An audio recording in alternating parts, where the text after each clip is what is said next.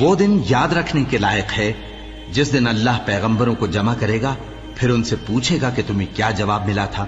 وہ عرض کریں گے کہ ہمیں کچھ معلوم نہیں، تو ہی غیب کی باتوں سے واقف ہے۔ جب اللہ عیسیٰ سے فرمائے گا کہ اے عیسیٰ ابن مریم، میرے ان احسانوں کو یاد کرو جو میں نے تم پر اور تمہاری والدہ پر کیے، جب میں نے روح القدس یعنی جبرائیل سے تمہاری مدد کی، تم گود میں اور جوان ہو کر بھی ایک ہی نسق پر لوگوں سے گفتگو کرتے تھے، اور جب میں نے تم کو کتاب اور دانائی اور تورات اور انجیل سکھائی، اور جب تم میرے حکم سے مٹی کے پرندے کی شکل بناتے پھر اس میں پھونک مار دیتے تھے تو وہ میرے حکم سے سچ مچ کا پرندہ بن جاتا تھا، اور پیدائشی اندھے کو اور برس کی بیماری والے کو میرے حکم سے اچھا کر دیتے تھے، اور مردوں کو زندہ کر کے قبر سے نکال کھڑا کرتے تھے۔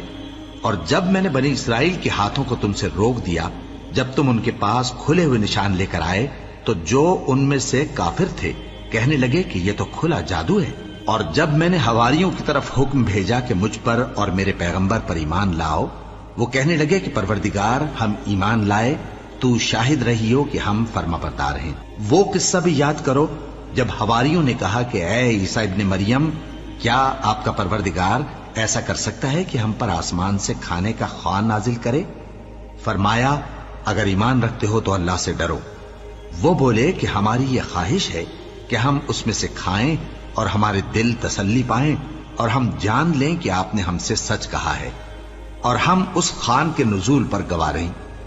تب عیسیٰ ابن مریم نے دعا کی کہ اے ہمارے پروردگار، ہم پر آسمان سے خوان نازل فرما کہ ہمارے لیے وہ دن عید قرار پائے، یعنی ہمارے اگلوں اور پچھلوں سب کے لیے، اور وہ تیری طرف سے نشانی ہو، اور ہمیں رزق دے، اور تو بہترین رزق دینے والا ہے۔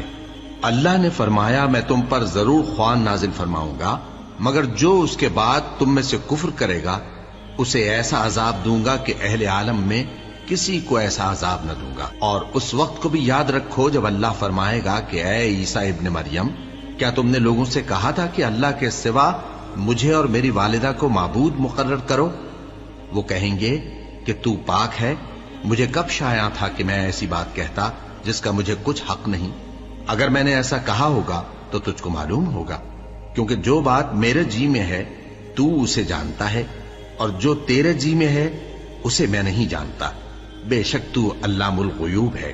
میں نے ان سے کچھ نہیں کہا بجز اس کے جس کا تو نے مجھے حکم دیا، وہ یہ کہ تم اللہ کی عبادت کرو جو میرا اور تمہارا سب کا پروردگار ہے، اور جب تک میں ان میں رہا ان کے حالات کی خبر رکھتا رہا۔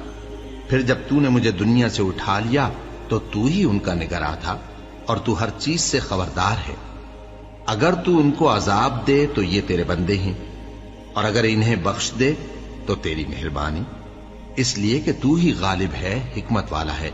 اللہ فرمائے گا کہ آج وہ دن ہے کہ سچوں کو ان کی سچائی ہی فائدہ دے گی۔ ان کے لیے باغ ہیں جن کے نیچے نہریں بہ رہی ہیں، ہمیشہ ہمیشہ وہ ان میں بستے رہیں گے۔ اللہ ان سے خوش ہے اور وہ اللہ سے خوش ہیں، یہی بڑی کامیابی ہے۔